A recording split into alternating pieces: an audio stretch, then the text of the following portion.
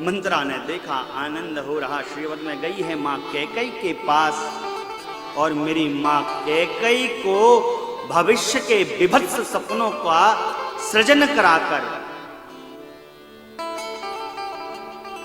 मति को फेर दिया। भविष्य के विभत्स सपनों का सृजन कराया, जो कभी होना ही नहीं था वो बता दिया। क्या कहा? कहा अरे कैकई, तू नित्य प्रति श्रृंगार में लगी रहती, तुझको ध्यान नहीं है महाराज कितना चतुर, कौशल्या कितनी चतुर, राम जी को युवराज पद पर अभिषेक दे रहे हैं महाराज। इतना सुनना गदगद हो गई मां कैकई, अपना कंठहार उतारने लगी। कहे अरे बावरी कंठहार उतार रही है, क्या करूं मां, आनंद ना बनाऊं?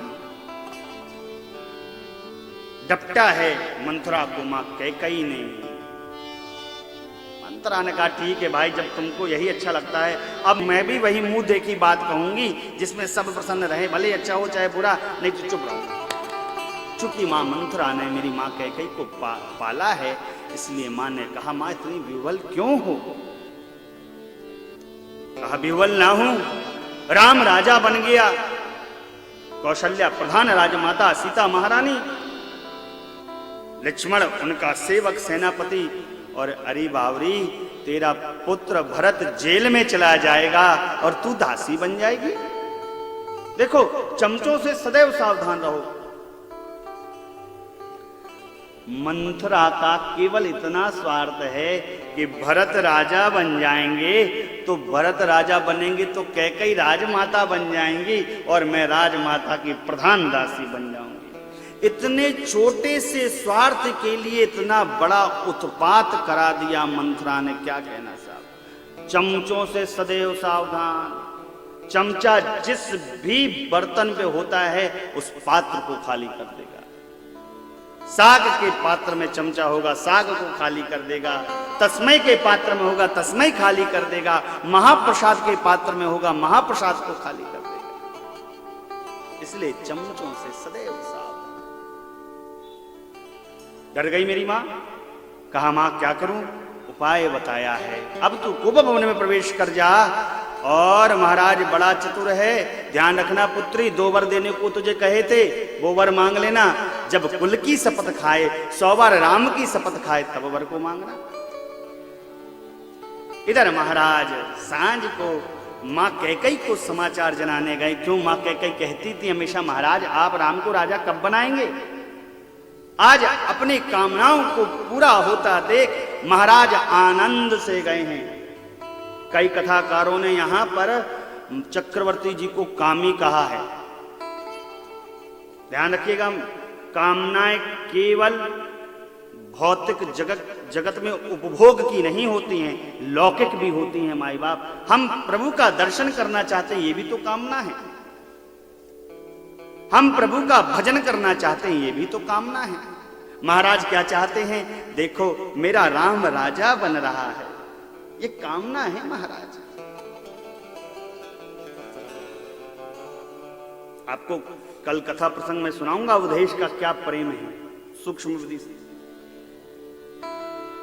गए महाराज, अरे दासियों से पूछा महारानी कहाँ? सुना कोप भवन में प्रवेश कर गई। महाराज सकुचा गए, भय के मारे पैर भी अंदर नहीं जा रहे। जैसे तैसे अंदर प्रवेश किया है। महारानी से कारण पूछा है। कहा हे देवी आपका अनहित किसने किया? किस जीव को उसके मृत्यु ने पहचान लिया है? आप कहिए बस, यदि वो देवलोक का राजा भी होगा तो मैं उसको क्षमा नहीं करूंगा। कीट पतंगों की बिसात क्या है देवी, आप कहिए।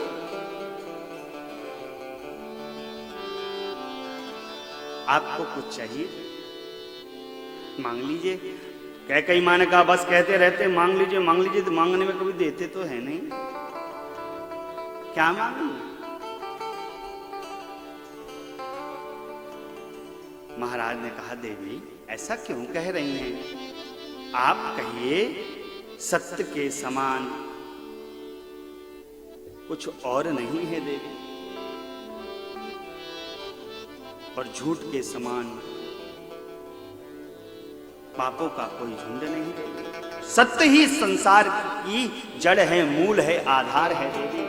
फिर देवी हम रघुवंशी हैं, हम रघुकुल के हैं, हमारे वंश की परंपरा है, प्राण चले जाएं पर हम अपने वचन का परित्याग नहीं करते।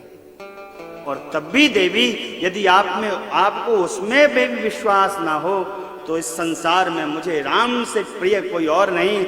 मैं मेरे राघव की 100 बार शपथ खाता हूं देवी, जो आप मांगेंगी मैं आपको दूंगा। अरे इतना सुना, मां आभूषण सजाने लगी। कहा महाराज आपको स्मरण है मेरे 2 वर देने को आपने कहा था। अवधेश ने कहा देवी 2 क्या 4 मांग लीजिए। नहीं नहीं कहा महाराज 2 ही दे दीजिए। और मेरी मां ने हमारे अवधेश से वर को मांगा है। भैया नाथ आपने बड़ी कृपा की, जो मुझे पहला वर दिया अब दूसरा वर दीजिए, मेरे मनोरथ को पूर्ण करिए। क्या कहा नाथ, तपस्वियों के वेश को धारण करके विशेष उदासीन का व्रत लेकर श्री रघुनाथ जी 14 वर्ष के लिए वन चले गए।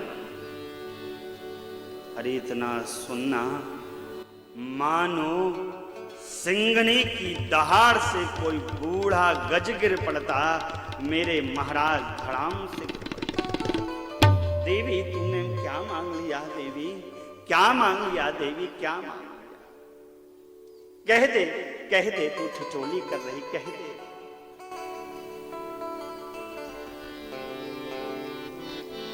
तूने क्या कर दिया कैकई?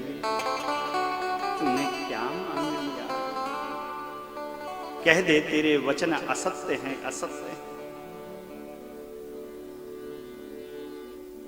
मां कहती देखिए महाराज, देना हो तो दीजिए, अन्यथा साफ मना कर दीजिए। यूं स्त्रियों की भांति प्रपंच ना करिए। पर मैं आपको सत्य बता दूं, यदि प्रातः काल ही मुनिवेश धरकर श्री रघुनाथ जी वन को नहीं गए तो मेरा मरण होगा और आपकी अपकीर्ति सारे संसार में फैल जाएगी।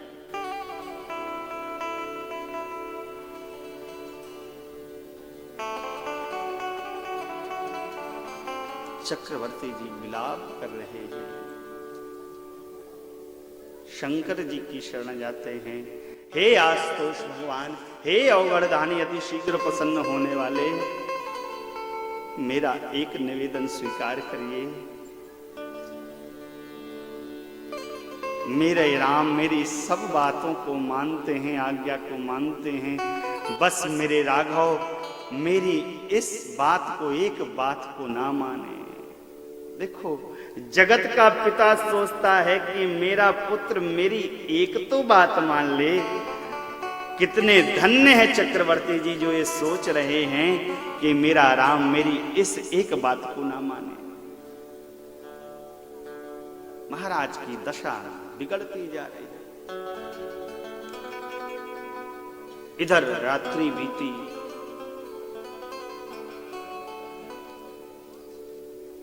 भोर हो गई, नगाड़े बजने लगे, बिरद गाने वाले बंदी जन अवधेश की विरुदावली बखान करने लगे। अवधेश अपने कानों को मूंद लेते। आज ये शब्द तीर की भांति चुभ रहे अवधेश के हृदय में। सुमंत्र जी ने जाना क्या बात है, महाराज तो एक पहर पहले जाग जाते थे, अभी जागे नहीं। तुरंत गए हैं मां कैकई के महल में। अवधेश मलिन वस्त्र को धारण करे लेटे हुए हैं धरती पर। सारी दशा और सारी कथा को समझा है। सुमंत्र जी ने पूछा कैकई से, कुछ बताया नहीं। मां ने कहा बस राम राम राम राम स्मरण कर रहे हैं, जाकर आप राम जी को ले आइए। सुमंत्र जी गए हैं श्री रघुनाथ जी के पास, श्री रघुनाथ जी को सादर लेकर आए हैं। मेरे प्रभु पधारे हैं। मां कैकई के महल में प्रणाम किया है पिता को। कुछ अवधेश बोले नहीं, बस अश्रुपात हो रहे। मां से पूछा, मां क्या बात है? मेरे पिता से क्यों हो गए? क्या कोई मुझसे अपराध हो गया? माँ कैकेयी ने कहा, नहीं पुत्र, नहीं राघव, तुम तो अपराध की योग्य भी नहीं हो बेटा। तो माँ सारी कथा को सुनाया है माँ कैकेयी ने। भगवान सुने, भगवान मुस्कुराए, कहा, हे माँ, वो पुत्र बड़ा भाग्यशाली है, बड़ा ही श्रेष्ठ है, संसार में उसके समान कोई और नहीं है जिसको अपने माता पिता के वचनों में प्रेम हो। जिस पुत्र को अपने आचरण, अपने व्यवहार से माता पिता को संतोष प्राप्त करा दे, वो पुत्र बड़ा भाग्यशाली है। माँ आप चिंता नहीं करिए, मैं पिताजी के वचनों का पालन अवश्य करूंगा। ऐसा कहकर माँ कैकेयी को प्रणाम किया है, पुनः पिता को प्रणाम किया है और मेरे प्रभु चल पड़े।